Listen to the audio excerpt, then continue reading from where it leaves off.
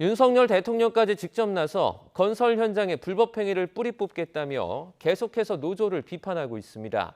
건설 노조에 문제점이 없는 건 아니지만 가장 큰 문제는 불법 하도급 관행이고 정부는 이를 외면하고 있다는 지적이 나옵니다. 어떤 문제인지 강민경 기자가 짚어봤습니다.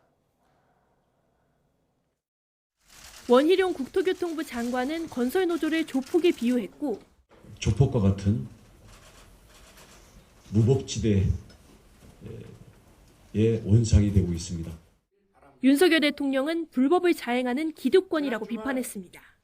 아직도 건설 현장에서는 강성 기득권 노조가 금품 요구, 채용 강요, 공사 방해와 같은 불법 행위를 공공연하게 자행하고 있습니다.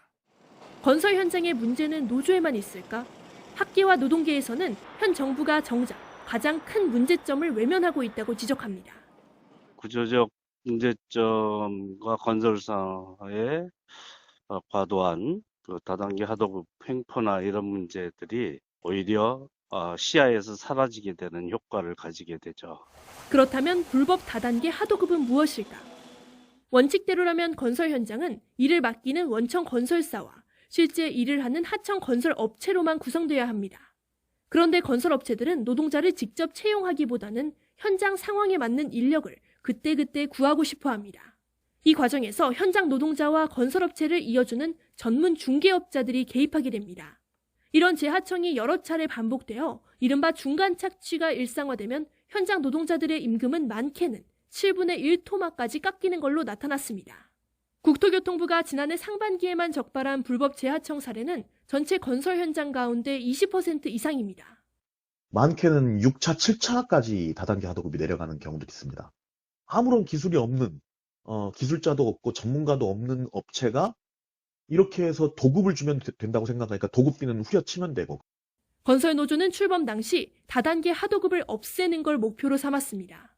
숙련된 현장 노동자들이 모여 건설업체와 직고용 계약을 맺고 처우를 개선하기 위해서입니다.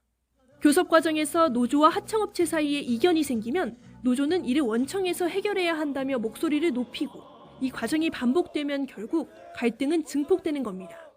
현상적인 접근으로는 한계가 있고요. 근본적인 해결 방법을 찾아야 되는데 기술력이 우수한 업체가 제값을 받아다가 근로자까지 모두 제값을 받고 일할 수 있는 여건을 만들어서 건설 생산을 정상화시키는 것이 해답이라고 봅니다. 건설 노조의 불법성이 있다면 정부가 당연히 나서야 하는 일인 만큼 현장 갈등의 근본적 원인 가운데 하나인 불법 하도급 문제 해결도 외면해서는 안 된다는 지적이 나옵니다. YTN 강민경입니다.